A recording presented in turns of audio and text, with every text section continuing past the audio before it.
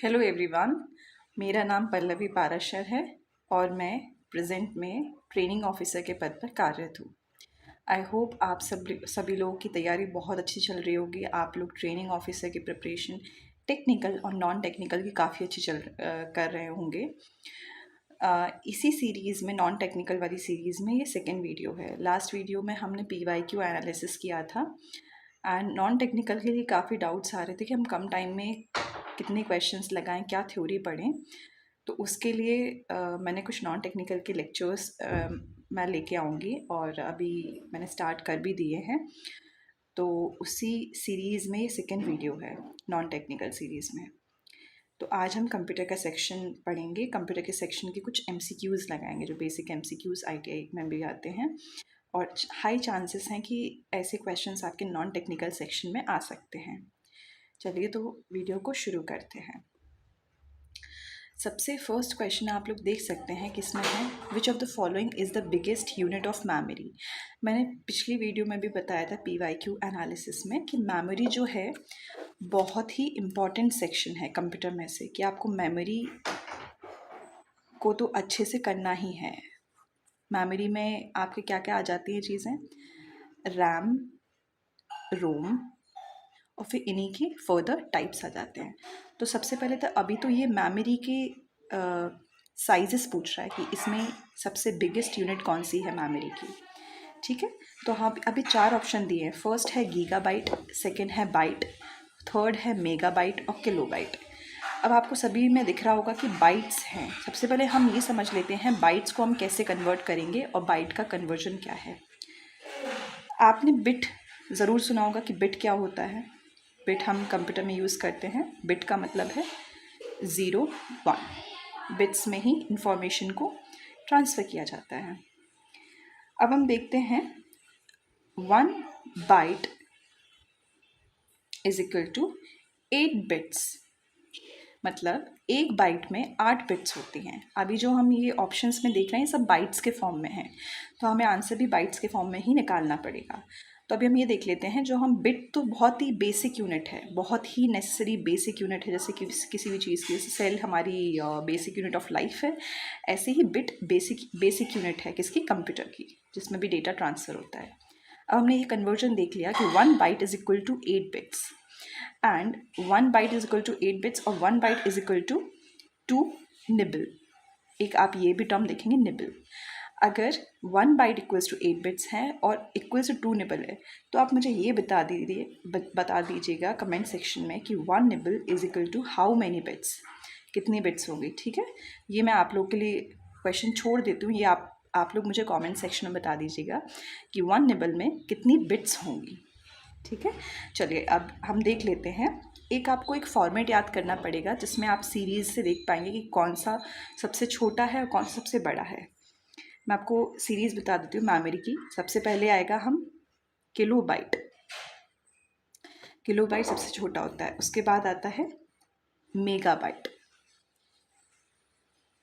Kilobyte को आपने देखा होगा KB भी लिखते हैं। मेगाबाइट को MB लिखते हैं। MB जैसे आपके फ़ोन में भी होता है कि आप जब कोई वीडियो आपकी प्रोसेस होती है, अब आप डिटेल्स में देखेंगे कितना साइज़ का वीडियो है, तो वो MB में आता है। 350 MB, 13 MB, है ना। तो MB मतलब साइज़ ऑफ द वीडियो या फिर of the data processing. It's not just about video का नहीं है, किसी भी आप डेटा को देख लेंगे अपने फ़ोन में, अपने सिस्टम में, तो MB में ही देखेंगे। सबसे छोटा यूनिट KB होता है, उसके बाद MB आता है। नेक्स्ट है गीगाबाइट। गीगाबाइट को आप GB में देखते हैं। जैसे कि आपके फ़ोन में जो इंटरनेट कनेक्शन आता है, आप कितना यूज़ कर लेते हैं डेली में, 1.5, 2.5, 3.5 या फिर अनलिमिटेड। अनलिमिटेड में तो यू हैव टू काउंट कि आप डेली बेसिस पे आपका कितना कंजम्पशन हो रहा है। उसके बाद आ जाएगा आपका टेराबाइट। टेराबाइट को हम बोलते हैं TB। ठीक है, फर्स्ट है KB, second MB, third GB and TB। Kilobyte, megabyte, gigabyte, terabyte. उसके बाद आ जाता है पेटाबाइट। पेटाबाइट को हम PB बोलेंगे, स्मॉल b लेंगे। मैंने कैपिटल लिख लिया, कैपिटल ले लेते हैं, पेटाबाइट, और फिर उसके बाद hexabyte, and the next zettabyte, yottabyte, last second है ब्रोंटोबाइट, और फिर जियोबाइट। ये वैसे आप लोग अगर बुक्स वगैरह में पढ़ेंगे तो आप लोग जो बुक्स में पढ़ेंगे वो आप ज़ीटाबाइट तक ही पढ़ेंगे या फिर योटाबाइट तक पढ़ेंगे, लेकिन मैंने अभी जो लेटेस्ट निकाला है वो जियोबाइट तक आ गया, मतलब इसके बाद नेक्स्ट कुछ नहीं है। तो आप ये पूरी टेबल को आप लर्न करेंगे। कैसे करेंगे? केबी, किलो, मेगा, ऐसे करके करेंगे। किलो, मेगा, गीगा, टेरा, पेटा, हेक्सा, जेटा, योटा, ब्रोंटो, जियोप। आप इस टेबल को बार बार रिवाइज करेंगे, 2 से 3 बार बोलेंगे डेली, आप रिवीजन हो जाएगा। इट्स लाइक आपको ये याद करना ही पड़ेगा। तो अगर जैसे अब जैसे ये अभी तो अपन को जो ऑप्शंस दिए गए थे उनमें कैसे दिए गए थे, giga, mega, kilo, giga, mega, kilo. अब उनसे ये पूछ लिया कि सबसे छोटी कौन सी है, तो सबसे छोटा इनमें से किलोबाइट होगा। नहीं, छोटा नहीं पूछा था, सॉरी, बिगेस्ट पूछा था। बिगेस्ट माने सबसे बड़ा, तो बिगेस्ट माने सबसे बड़ा ऑफकोर्स कौन सा होगा? गीगाबाइट। अगर वो ऑप्शन में हेक्सा दे देता तो हेक्सा होता। तो आपको टेबल के अकॉर्डिंग जानना है कि आपके ऑप्शन में क्या दिया है, आपसे क्वेश्चन क्या पूछा है। इसके अलावा आप एलिमिनेट कर सकते हैं। बाइट को तो आप इजीली एलिमिनेट कर सकते हैं, बाइट तो इसमें है ही नहीं फॉर्मेट में, बाइट तो सबका बेसिक पीछे आ रहा है, मतलब बाइट में हम इसको कन्वर्ट कर रहे हैं। मैंने बेसिक बता दिया था, 1 byte equals to 8 bits equals to 2 nibble, और इसको आप मुझे कमेंट सेक्शन में आंसर कर दीजिएगा, ठीक है। ये टेबल आपको लर्न करनी है, ठीक है, इसी से आपका क्वेश्चन सॉल्व होगा। चलिए, तो इसका आंसर आ गया आपका गीगाबाइट। नेक्स्ट क्वेश्चन हम देख लेते हैं। The primary purpose of software is to turn data into. इसका क्वेश्चन का मतलब क्या है कि सॉफ्टवेयर का फंक्शन क्या है, सॉफ्टवेयर क्या करता है। आपने देखा होगा सॉफ्टवेयर इंजीनियर्स होते हैं, आपने कभी सोचा होगा कि उनका काम क्या होता है। तो सॉफ्टवेयर का काम होता है, किसी भी हम फ़ोन में या सिस्टम में हम देखते हैं तो सॉफ्टवेयर का काम है कि कोई भी कंप्यूटर के बेसिक टास्क हैं उनको करवाना, उनको कंडक्ट करवाना टास्क को। जैसे कि किसी भी संस्था में लोग होते हैं, एक हेड होता है, वो उन लोगों से अपना काम करवाता है। ऐसे ही सॉफ्टवेयर है जो कि अपने टास्क को सॉफ्टवेयर के थ्रू हम अपने कंप्यूटर के टास्क को कंप्लीट करते हैं। जिसमें आपने देखा होगा सिस्टम सॉफ्टवेयर, एप्लीकेशन सॉफ्टवेयर, इन सब के नाम सुने होंगे, ठीक है। तो अब हम इस क्वेश्चन पे आते हैं। इसमें क्या पूछा गया है? Primary purpose of software. Software का प्राइमरी पर्पस क्या है? डेटा को किस में टर्न करना है। हमको क्या देगा वो, हमें किस चीज़ से मतलब है? वेबसाइट से मतलब है, प्रोग्राम से मतलब है, ऑब्जेक्ट से मतलब है। हमको डेटा वो किस में कन्वर्ट करके देगा? इंफॉर्मेशन, ठीक है। अब अगर एलिमिनेट करना चाहे तो एलिमिनेट कर सकते हैं कि क्या, आप रख के देख लीजिएगा उस ऑप्शन को, क्या ये सही जा रहा है कि सॉफ्टवेयर का पर्पस ये होगा कि डेटा को किस में कन्वर्ट करेगा। डेटा को बेसिकली इंफॉर्मेशन है, क्योंकि हमें किसी भी चीज़ में, हम किसी भी चीज़ की हमें इंफॉर्मेशन चाहिए, ठीक है। अब हम नेक्स्ट क्वेश्चन पे चलते हैं, third question. I hope it is visible to you.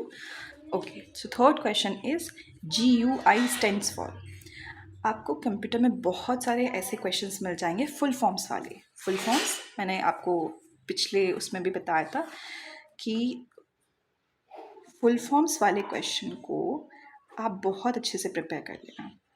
जैसे कि लास्ट वीडियो में कोई तो क्वेश्चन था CSS, है ना। CSS का आप लोग मुझे कमेंट सेक्शन में बता दीजिएगा, अगर आपने मेरी लास्ट वीडियो देखी होगी तो उसमें मैंने आपको CSS का फुल फॉर्म बताया था। अभी वो क्वेश्चन क्या पूछ रहा है? GUI। GUI का फुल फॉर्म क्या होता है? ऑप्शन देख लेते हैं हम कि क्या दिया उसने। Graphical user interface, greater user interface, graphical union interface, graphical user interest, पता नहीं क्या लिखा है, इंटरेस्ट। ओके, तो सबसे पहले आप लोग एक भी ऑप्शन को ऐसे नहीं कि आपने फर्स्ट लेटर पढ़ लिया ग्राफिकल, आपको ग्राफिकल पता है, तो आपने टिक कर दिया। आपको सारे ऑप्शन पढ़ना है, पता है। जैसे ग्रेटर तो नहीं होगा, अगर किसी को ग्राफिकल भी पता है तो हम 3 ऑप्शन में आ गए, A, C, D। तो ग्राफिकल यूज़र, अब इधर इसने यूनियन कर दिया है, यूज़र एंड देन इंटरफेस। अगर ये तो मतलब आपको पता होना ही चाहिए, आप इसमें क्या ही तुक्का लगाएंगे, मतलब इट्स नॉट अबाउट तुक्का, पर आप एलिमिनेट कर सकते हैं। बी को तो आप एलिमिनेट कर ही देंगे, ग्रेटर क्या ही होगा, ग्रेटर यूज़र इंटरफेस, जब ग्राफिकल कॉमन आ रहा है ना, तो ग्राफिकल यूज़र इंटरफेस होगा। पूरे ऑप्शन को अच्छे से पढ़ना है और वैसे ही टिक करना है, ठीक है। तो ग्राफिकल यूज़र इंटरफेस के हम बारे में जान लेते हैं कि इसका वर्किंग क्या है। तो ग्राफिकल यूज़र इंटरफेस क्या करता है, आप जैसे कोई भी सिस्टम चला रहे हैं तो आपके सामने कोई इंटरफेस है ना, मतलब उसके बाद उसके पीछे ही तो कोई इतनी सारी प्रोसेसिंग चल रही है जो आपको डेटा उपलब्ध करवा रही है, जो आपको इंटरनेट के थ्रू, इंटरनेट तो एक जस्ट एग्जाम्पल कि इंटरनेट से कनेक्ट करके वो आपको इन्फॉर्मेशन दे रही है, डेटा को प्रोसेस करके कि आप क्या इन्फॉर्मेशन की डिमांड कर रहे हैं। तो इट्स अ इंटरफेस। इंटरफेस मतलब जैसे आपको बहुत सारे एप्लीकेशंस दिख रहे हैं, GUI में एप्स दिख रहे हैं, आइकन्स दिख रहे हैं। आइकन्स मैंने जैसे आपका फ़ोन का इंटरफेस में बता देती हूँ। फ़ोन आपका कैसा दिखता है, आपके यहाँ पे एक व्हाट्सएप होगा ग्रीन कलर का, उसका कोई आइकन होगा, ठीक है। यहाँ पे फेसबुक का आइकन होगा, इस पर F लिखा होगा इन ब्लू कलर, ठीक है। यहाँ पे यूट्यूब का होगा, रेड कलर में आइकन होगा। तो ये इंटरफेस है, मैं इसको क्लिक करूँगी तब जाके मैं फेसबुक को एक्सेस कर पाऊँगी, अगर मैं व्हाट्सएप को क्लिक करूँगी तब जाके मैं व्हाट्सएप को एक्सेस कर पाऊँगी। तो ये इंटरफेस है। इस इंटरफेस को कैसे किसने डिज़ाइन किया, जैसे कि आईफोन के इंटरफेस बोलते हैं बहुत अच्छे होते हैं, बहुत बेटर होते हैं, तभी आईफोन के लिए लोग इतने ज़्यादा इंटरेस्टेड रहते हैं लेने के लिए, बहुत क्रेज़ है अभी भी, है ना। तो हमने देख लिया GUI, और इसके एग्जांपल्स हो सकते हैं फ़ोन में हम देख सकते हैं एंड्रॉयड एक एग्जांपल हो गया ग्राफिकल यूज़र इंटरफेस का, ठीक है। नेक्स्ट क्वेश्चन हम देख लेते हैं। फोर्थ क्वेश्चन है, keyboard keys that have arrows on them are called. जो कीबोर्ड की कीज़ हैं जिन पे एरोज लगे रहते हैं उनको हम क्या कहते हैं। तो उनको, अगर किसी भी आपने कंप्यूटर में देखा होगा कि आपके कंप्यूटर की स्क्रीन हो गई मॉनिटर, एंड यहाँ पे बहुत सारे आइकन्स हैं। आप जब नेविगेट करते थ्रू माउस, आपका माउस है और कनेक्टेड है, मैं इसी से कनेक्ट कर देती हूँ, ठीक है। अब आप जब माउस से एक्सेस करने का ट्राई करेंगे तो यहाँ पे आइकन आएगा, है ना, एरो वाला। तो वही पूछ रहा है कि जो कीबोर्ड में कुछ कीज़ होती हैं, ये तो मैंने आपको स्क्रीन का बता दिया, पर कीबोर्ड में कुछ ऐसी कीज़ होती हैं, अगर अभी मैं आपको कीबोर्ड ही बता दूँ तो फिर बेटर रहेगा ना, आई गेस।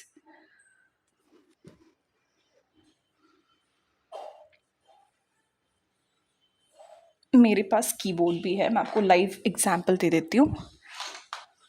ओके,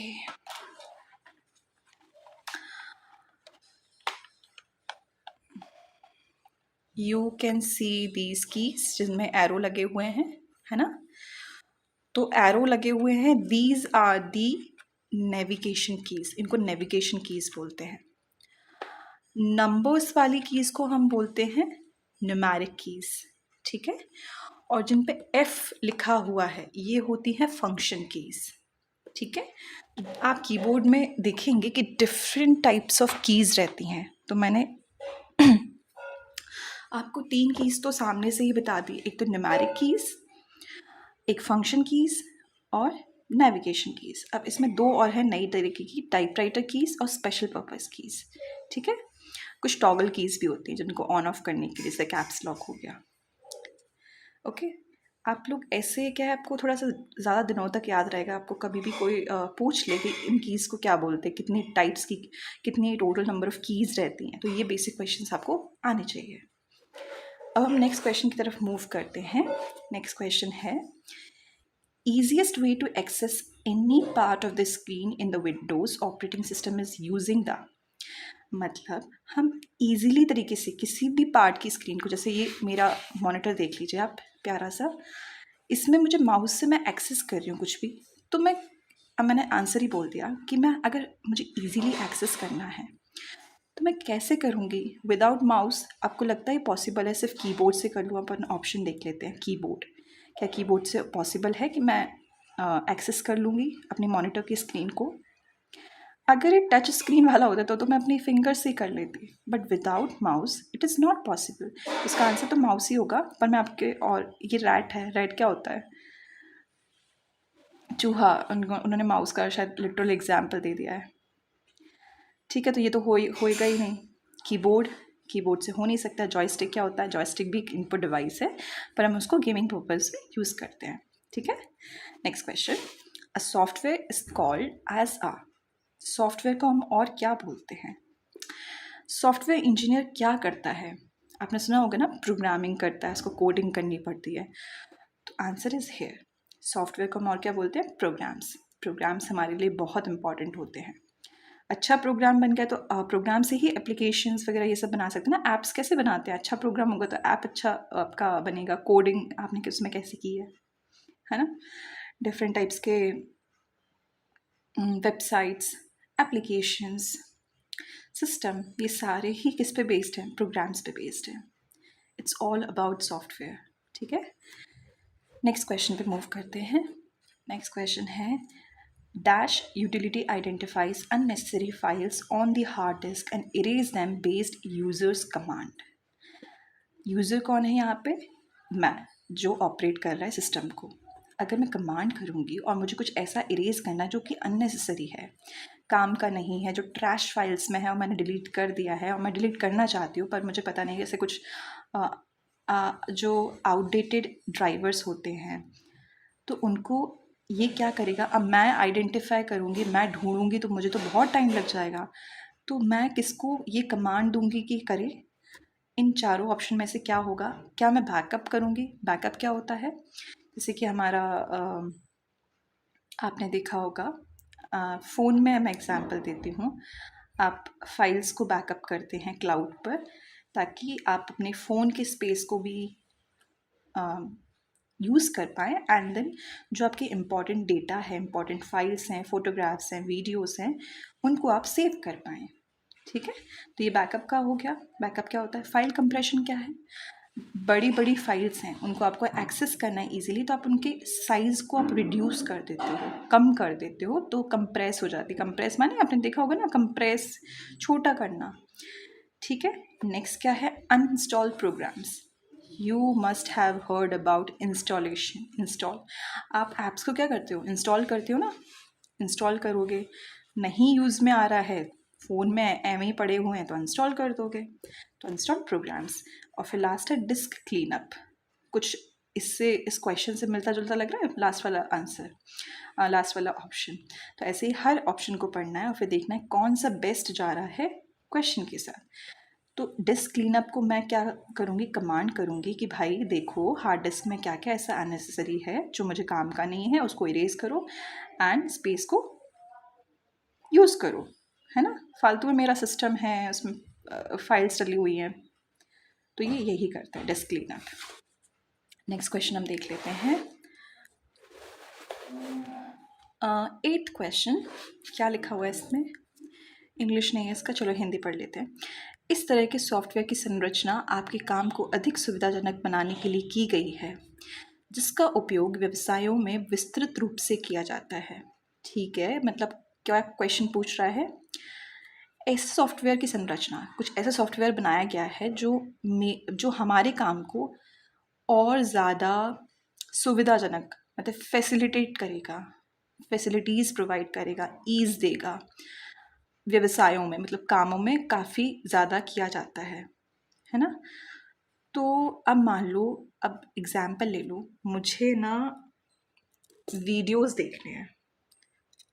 ठीक है, अब मेरा डिमांड है कि मुझे वीडियोस देखना है, सिर्फ वीडियोस ही देखना है और उसमें और कुछ नहीं चाहिए, मुझे और कोई डिस्टर्बेंस नहीं चाहिए। तो यूट्यूब ने क्या देखा कि लोग वीडियोस, एक हम ऐप बना देते हैं जहाँ पे लोग एक जगह वीडियोस अपनी पोस्ट करेंगे, कम्युनिटी बन जाएगी, एंड जो भी डिफरेंट डिफरेंट टॉपिक्स हैं वहाँ पे पूरा यूट्यूब बेस्ड रहेगा, जैसे यूट्यूब वीडियो बेस्ड रहेगा। मैंने यूट्यूब का तो एक एग्जांपल दे दिया है, पर मैं बता रही हूँ कि मेरा काम क्या था, मुझे कुछ वीडियो देखना था, वीडियो रिलेटेड टू स्टडी, कुछ मेरे काम से रिलेटेड। ठीक है, मुझे कुछ खाना बनाना नहीं आ रहा है, कुकिंग नहीं आ रही है। मैंने फटाक से मैंने देखा कि तो मैं उसके लिए व्हाट्सएप यूज़ करूँगी क्या, या उसके लिए मैं फ़ेसबुक यूज़ करूँगी? नहीं, जो मुझे काम को प्रॉपर एक ऐप बनाया गया है उसके लिए। तो ये ऐप का ही full form application software, basic application software. मतलब मैंने एक एग्जांपल दिया, आप सोचो मेरे काम को और सुविधाजनक बनाया गया है, फैसिलिटेट किया गया है। I am sorry for the background noises. Okay, जिसका उपयोग व्यवसाय में विस्तृत रूप से किया जाता है। तो basic application software is the answer. तो ऐसा एप्लीकेशन सॉफ्टवेयर बनाएंगे जिससे हमारे पर्टिकुलर काम को, मैंने एक ऐप का एग्जांपल दे दिया है क्योंकि आप लोग फ़ोन ज़्यादा चलाते हैं तो आप लोग को ऐप से थोड़ा सा ईज़ रहेगा समझने में। इसके अलावा अगर हम वेबसाइट्स का समझें तो वेबसाइट्स, अगर मुझे कोई वीडियो को कंप्रेस करना है तो वीडियो कंप्रेशन के लिए एक अलग वेबसाइट है। वीडियो को मुझे पीडीएफ फॉर्म से डॉक्यूमेंट फॉर्म में कन्वर्ट करना है या फिर पीएनजी इमेज फॉर्म में कन्वर्ट करना है तो उसके लिए प्रॉपर वेबसाइट्स हैं। तो मेरे सुविधा के लिए प्रॉपर वेबसाइट्स बन गई हैं क्योंकि यूज़र डिमांड कर रहा था तो मेरे लिए, ठीक है। तो ऐसा सॉफ्टवेयर बनाया गया है, बेसिक एप्लीकेशन सॉफ्टवेयर। ठीक है, नेक्स्ट क्वेश्चन है, मिनी कंप्यूटर्स को हम और क्या बोलते हैं? बताइए मिनी कंप्यूटर्स को। अब तो मिनी कंप्यूटर्स को बोलना बंद हो गया यूजुअली, वैसे पाम कंप्यूटर्स भी होते हैं ऐसे छोटे कंप्यूटर्स, लेकिन मिनी कंप्यूटर्स को मिड रेंज कंप्यूटर्स बोलते हैं according to the options. Next है, इनमें से किस डिवाइस का उपयोग तेज़ रफ्तार के कंप्यूटर गेम्स खेलने के लिए होता है? मैंने पिछले कुछ क्वेश्चंस में डिस्कस किया था कि आप लोग ने देखा है ना, वीडियो गेम्स आप लोग खेलते थे कंप्यूटर में, कंप्यूटर गेम्स, तो उसके लिए आप लोग क्या यूज़ करते थे? Touch surface, touch screen.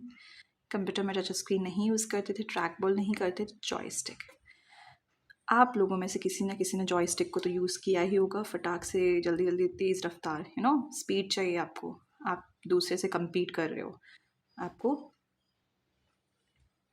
Speed चाहिए, एक्यूरेसी चाहिए, जॉयस्टिक का यूज़ करेंगे। ठीक है, एक इनपुट डिवाइस होता है, जिसको नहीं पता एक बार आप इसकी इमेज देख लेना, इसकी वर्किंग देख लेना, ठीक है, तो लंबे टाइम तक आपके दिमाग में ये छपा रहेगा। नेक्स्ट हम क्वेश्चन देख लेते हैं, which of the following would not be considered, this is spelling mistake, which of the following would not be considered as portable computer. मतलब इनमें से पोर्टेबल मतलब जिसको हम एक जगह से दूसरी जगह आसानी से ले जाएं, जैसे आपके मोबाइल फ़ोन्स, आपके लैपटॉप्स, आप इजीली कैरी कर सकते हैं ना अपने वर्क प्लेस पे, अपने स्कूल्स कॉलेजेस में। लेकिन इनमें से कुछ ऐसा क्या है जिसको हम कैरी नहीं कर सकते, एक जगह स्थापित ही हो जाएगा, जैसे भगवान जी की मूर्ति। तो क्या है? Desktop computer, notebook computer, personal digital assistant, none of these. Desktop computer example, आपने देखा होगा डेस्कटॉप कंप्यूटर के साथ बहुत तामझाम होता है, आप उसको कहीं पे भी नहीं ले जा सकते हो, आपके लिए उसमें प्रॉपर CPU, कीबोर्ड, माउस, अगर UPS नहीं है तो पावर सप्लाई चाहिए 24 घंटे भाई, विदाउट दैट हम उसको यूज़ ही नहीं कर पाएंगे। Notebook computer is more like laptop computer, उसको हम पोर्टेबल है, ठीक है, कैरी कर लेंगे। एंड पर्सनल डिजिटल असिस्टेंट ये इंसान नहीं है, इट्स अ सिस्टम ओनली, इसको असिस्टेंट में शायद एप्लीकेशन की बात कर रही है। ओके, नेक्स्ट क्वेश्चन है हमारा 12th नंबर का question, dash is the pointing device. Pointing device, इनमें से क्या पॉइंटिंग डिवाइस है? माउस पॉइंटिंग डिवाइस क्यों है? आप ये डायग्राम देख लीजिए, ये माउस है बेचारा, M फॉर माउस। जब हम इसको यूज़ करते हैं तो ये पॉइंटर टाइप का दिखता है, इसलिए इसको पॉइंटिंग डिवाइस बोलते हैं। ठीक है, नेक्स्ट क्वेश्चन है 13th, the keyboards keys that are labelled F1 F2 and so on. अभी मैंने जब कीबोर्ड दिखाया था तो आपको मैंने बताया था ना, F स्टैंड्स फॉर फंक्शन। ठीक है, F स्टैंड्स फॉर फंक्शन, ये याद रखना, F का मतलब क्या है? फंक्शन। तो F1 F2 इन कीज़ को क्या बोलते हैं? Function keys. और ये कहाँ से कहाँ तक होती हैं? F1 से F12 तक। कितनी कीज़ हैं? F1 से F12, ठीक है, इतनी कीज़ होती हैं। नेक्स्ट क्वेश्चन है the keyboard keys like caps lock that turn on features on and off are called. मतलब कीबोर्ड में कुछ की आपने कैप्स लॉक देखा होगा, कैप्स लॉक आई गेस देखा होगा, ज़रूर देखा होगा, जिसमें आप क्या करते हैं, कैप्स लॉक का फंक्शन क्या होता है, आप कुछ भी इनपुट दे रहे हैं, आप कुछ भी लिख रहे हैं तो उसको कैपिटल में लिखना है, स्मॉल में करना है, it's like on and of. ठीक है, कैप्स लॉक को आप टर्न ऑन करेंगे ना तो उसमें एक लाइट जलती है छोटी सी। ओके, तो इसका इसका आंसर क्या है, टॉगल कीज़।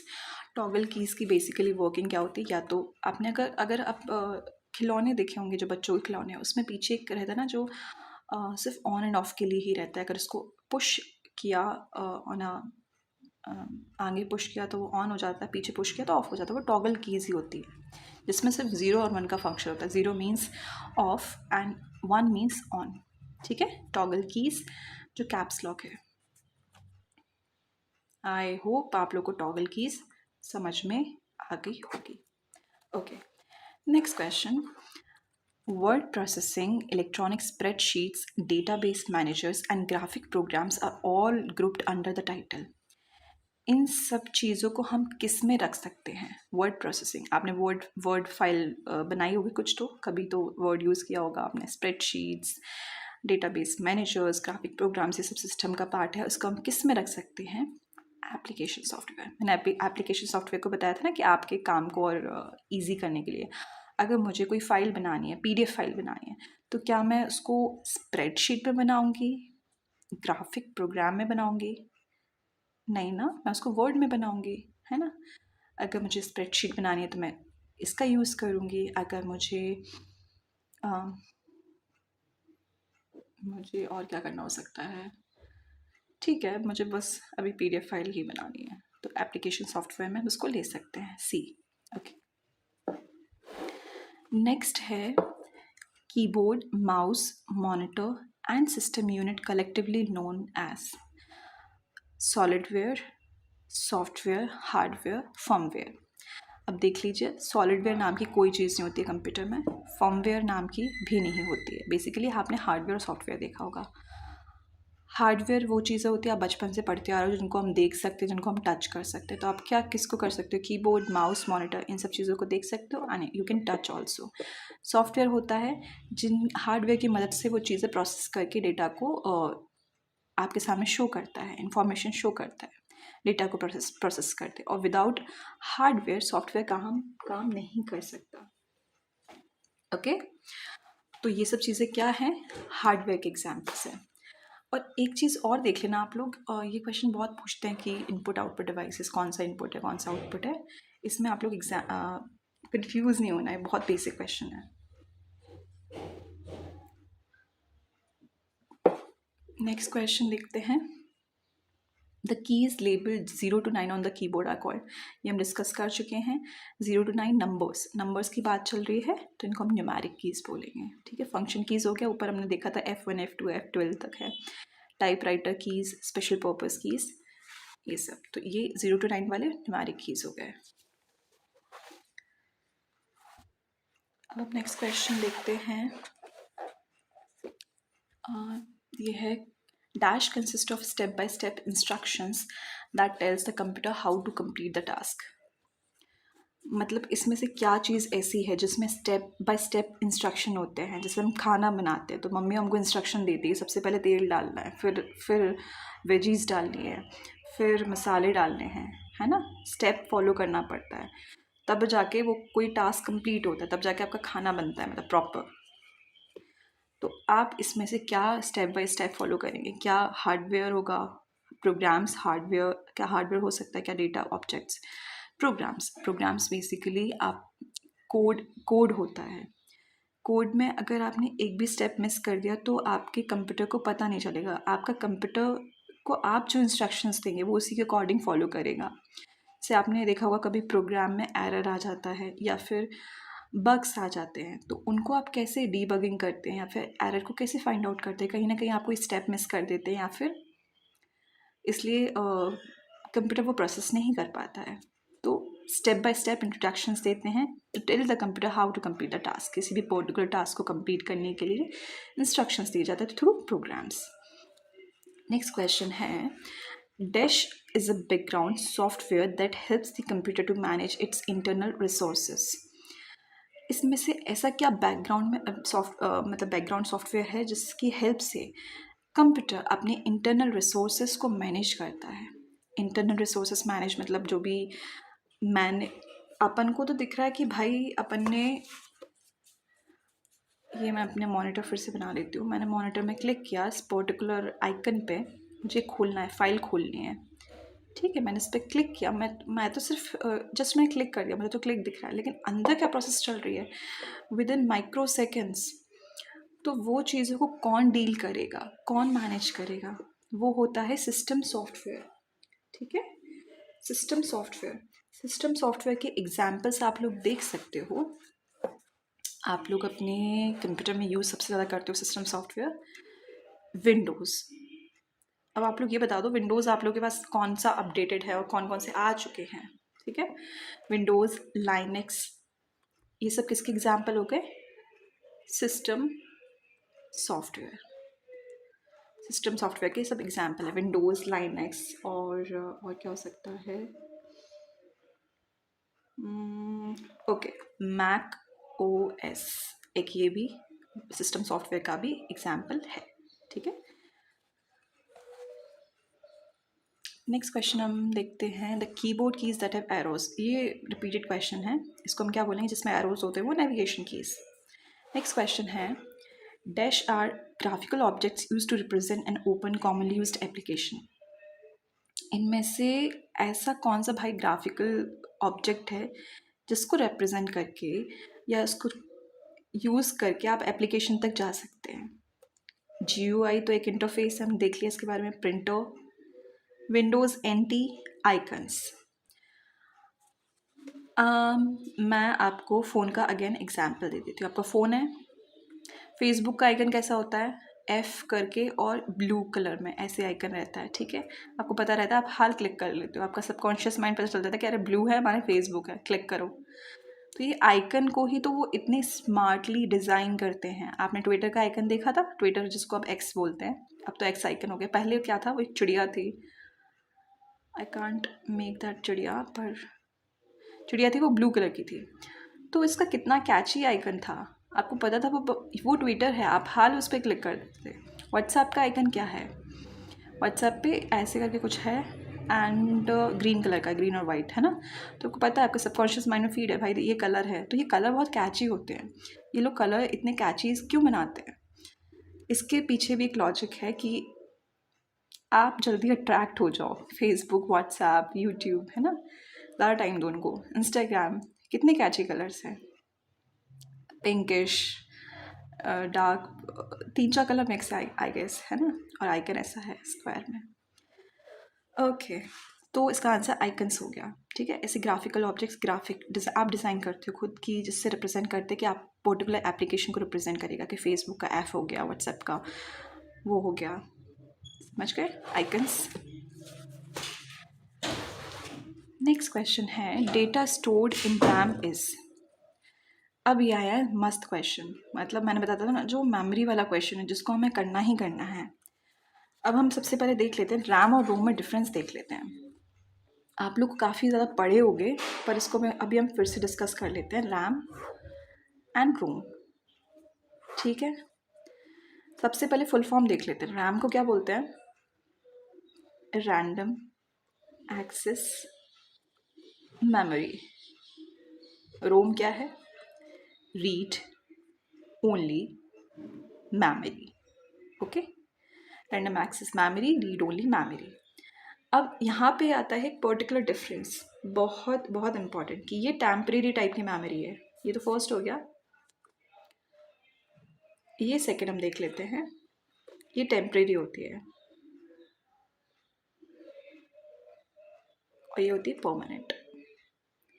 टेम्परेरी माने जब तक मेरा सिस्टम में पावर सप्लाई आ रही है तब तक वो चालू है, तब तक वो डेटा इरेज नहीं होगा। जैसी लाइट गई, जैसी पावर सप्लाई डिस्कनेक्ट हुआ, जो हम लिख रहे थे, जो हमने अगर हमने सेव नहीं किया फाइल में, वो सब उड़ जाएगा। दैट इज़ रैम, वो रैंडम एक्सेस मेमोरी है, ठीक है। तो रैम इसलिए टेम्परेरी है और ये परमानेंट है। इसमें जो भी लिखा हुआ है उसको हम ऑब्वियसली अगर टेम्परेरी है तो उसको हम इरेज करके एडिट कर सकते हैं, कभी भी एक्सेस कर सकते हैं। कि अगर ये परमानेंट है तो एक बार जो लिख गया वो लिख गया, ठीक है। किस्मत की लकीर है, वैसे you can change that also, पर ये परमानेंट है। रोम रोम रीड ओनली मेमोरी परमानेंट है, ठीक है। एक और बेसिक डिफरेंस देख लेते हैं कि अगर ये टेम्परेरी है पर इसका एक और फ़ायदा है कि ये इसकी बहुत हाई स्पीड रहती है, high speed at higher cost. High speed तो रहती है बट हायर कॉस्ट इसकी रहती है। लो स्पीड दैन रैम, मतलब मैं रैम के रिस्पेक्ट में बात कर रही हूँ, रैम से तो कम ही रहती है एट लोअर कॉस्ट। जब लो स्पीड है तो कॉस्ट भी कम रहेगी, ठीक है। तो 3 बेसिक डिफरेंस हो गए। और एक और आता है कि ये वोलेटाइल होती है, अगर टेम्परेरी है तो वोलेटाइल है, ठीक है। वोलेटाइल मतलब editable, and this is non volatile. ये बहुत ही बेसिक डिफरेंस मैंने बताया, इसको रट लेना बिल्कुल। रैम और रोम में क्या डिफरेंस है? रैम का सबसे पहले हर चीज़ का फुल फॉर्म आना चाहिए। फुल फॉर्म क्या है, फिर उसकी वर्किंग आनी चाहिए, थोड़ी बहुत वर्किंग तो पता होनी चाहिए कि इसका काम क्या है, किस चीज़ में काम आता है। अब हम क्वेश्चन देखते हैं। Data stored in RAM is non volatile, is only there while the power is on, remains only a few minutes after the power is turned off, is permanent and only lost in power failure. First is non volatile. अभी मैंने बताया RAM क्या है, volatile होता है, तो ये तो गलत हो गया, ये नहीं है अपना answer. Is only there while the power is on. अब मैंने यही बताया था ना, जब तक लाइट है तब तक वो डेटा रहेगा, लाइट गई डेटा क्या, डेटा गायब। तो ये ऑप्शन अभी हम देख सकते हैं। थर्ड देख लेते हैं, remains only a few minutes after the power is turn off.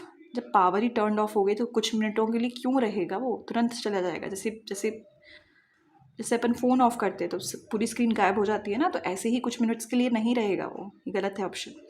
Is permanent and only lost in power failure. मैंने बताया था टेम्परेरी तो परमानेंट तो हो नहीं सकता, तो आंसर अपना सही है B. Is only there while the power is on. जब पावर ऑन होती है तभी के लिए रहता है रैम, डेटा रैम में डेटा स्टोर, ठीक है। अब अगेन रैम से रिलेटेड एक और क्वेश्चन है कि RAM is which type of memory, permanent, temporary, flash, smart. अब आप लोग बता दीजिए कौन सी है ये, टेम्परेरी, ठीक है, we have discussed. Next question है programs that guard your computer system against viruses और अदर डैमेजिंग प्रोग्राम्स। आजकल आप देख रहे हो भाई, डेटा आ रहा है लेकिन डेटा को आपको सेव भी करना है, अदरवाइज हैक हो रहा है, वायरसेस आ रहे हैं, बग्स आ रहे हैं। उसको कैसे सेव करेंगे, डैमेज होने से कैसे बचाएंगे, थ्रू एंटीवायरस। अब एंटीवायरस के मुझे कुछ नाम बता देना, एग्जाम्पल्स कमेंट्स में लिख देना। Okay, next question, last question है आज का। Dash is a utility program that locates and eliminates unnecessary fragments and rearranges files and unused disk space to optimize operations. इनमें से ऐसा क्या है, ऐसा कौन सा यूटिलिटी प्रोग्राम है जो लोकेट करता है, लोकेट मतलब देखता है, और एलिमिनेट करता है, हटाता है अननेसेसरी जो काम की नहीं है चीज़ें, फ्रैगमेंट्स, एंड रीअरेंजेस फाइल्स, एंड और फिर फाइल्स को फिर से रीअरेंज करेगा सही से। जैसे आप मान लो आपका कमरा गंदा हो जाता है, आपको अपने कपड़ों में तय लगानी है, एंड अपनी अगर आपका एक अलमीरा में फाइल्स रखी हुई है, बुक्स रखी हुई हैं, तो आप उसको प्रॉपरली लगाते हो ना कि हाँ सबसे पहले कौन सी रखूँ फिर कौन सी रखूँ। तो ऐसे ही इसका किसका काम है ये सब करना कंप्यूटर में। डिस्क डीफ्रेगमेंटर मतलब पहले तो वो देखेगा अननेसेसरी क्या है, उसको हटाओ डिस्क में से, डीफ्रेगमेंट करो। कभी भी डी आ जाए ना, डी माने माइनस, डी माने हटाना किसी भी चीज़ को, डीबगिंग, डीफ्रेगमेंटेशन, ओके, डी। तो ये किसका काम है, डीफ्रेगमेंटर का काम। डीफ्रेगमेंटर का काम समझ में आ गया, एलिमिनेट करना है अननेसेसरी फ्रैगमेंट्स को। ओके, तो आज हमने काफ़ी कुछ क्वेश्चंस कंप्यूटर के डिस्कस कर लिए। आई होप आप लोग को काफ़ी अच्छे से समझ में आएंगे। मैंने अपना पूरा 100% ट्राई किया था कि आप लोग को समझ में आए, ठीक है। फिर भी नहीं आते हैं कमेंट्स कर देना, ट्राई करेंगे कि आपके कमेंट्स का कमेंट्स में ही आप लोग को आंसर दे दिया जाए, एंड ठीक है। और एक और यहाँ पे अनाउंसमेंट है, जिन लोगों को व्हाट्सएप लिंक में ज्वाइन होना है, अगर कमेंट्स में अगर उनकी डिमांड्स फुलफ़िल नहीं हो पा रही हैं, आंसर्स नहीं मिल पा रहे हैं, तो उनको एक पीयर ग्रुप के लिए व्हाट्सएप लिंक है।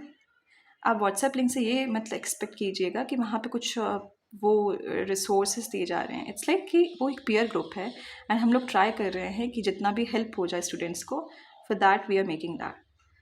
इसके अलावा इलेक्ट्रिशियन का एक डेडिकेटेड बैच स्टार्ट हो गया है। उसके लिए आप क्या करेंगे, एमपी इंजीनियरिंग हब पर जाएंगे, वहाँ पे एक कूपन कोड अप्लाई कर सकते हैं ITITO40। उससे आपको जो भी डिस्काउंट है वहाँ पे 40% डिस्काउंट बोला गया है वो मिल जाएगा एंड आप उस कोर्स को एक्सेस कर पाएंगे। लास्ट 30 डेज़ है तो अपनी जी जान लगा देना है बिल्कुल, जो भी अपने पास टाइम है। अगर आप लोग वर्किंग हैं और काम के साथ साथ इसकी प्रिपरेशन कर रहे हैं तो भी आप कर सकते हैं, पर कंसिस्टेंट रहना है और डेली आपको टाइम देना है और एक स्मार्ट स्टडी भी करनी है। ऐसा नहीं कि आप एक पर्टिकुलर टॉपिक पे इतना घुस गए कि उसी में PhD करने लग गए और बाकी क्या। और सबसे सबसे ज़्यादा मेन पॉइंट क्या है, MCQs बहुत सारे लगाने हैं। बहुत सारे स्टूडेंट्स को मैं अभी भी देख रही हूँ थ्योरी के पीछे भाग रहे हैं, थ्योरी थ्योरी थ्योरी। थ्योरी को उतना ही पढ़ लो पर MCQs लगाओ। आपने अगर थ्योरी का ओवरव्यू ले लिया है उसके बाद MCQs प्रैक्टिस करो। इससे आप थोड़ा जान पाओगे कि हाँ आपने उस थ्योरी को कितना मन मतलब आत्मन कर लिया, कितना मन में उतर गया कि भाई जिसके MCQs आप लगा पा रहे हो प्रॉपर। ठीक है, ऐसा नहीं कि हाँ थ्योरी से पढ़ के आप वो डोपामाइन ले रहे हो कि भाई तो मेरा तो पढ़ाई हो गया है, मैंने प्रिपरेशन कर लिया। MCQs लगाओ, फिर देखो कितना समझ में आ रहा है। ठीक है, अगर थ्योरी नहीं बन पा रही है, और वैसे तो हम लोग ट्राई कर रहे हैं, मैं अभी ट्राई कर रही हूँ आपका नॉन टेक करवा दूँ। आप लोग टेक में मेहनत कीजिए, टेक का मैंने बहुत बता दिया सोर्सेज कहाँ हैं, क्या कहाँ से क्या पढ़ सकते हैं। ठीक है, ऑल दी बेस्ट एवरीवन, अच्छे से प्रिपरेशन कीजिए। कोई भी डाउट्स हो तो बताइएगा। Thank you so much.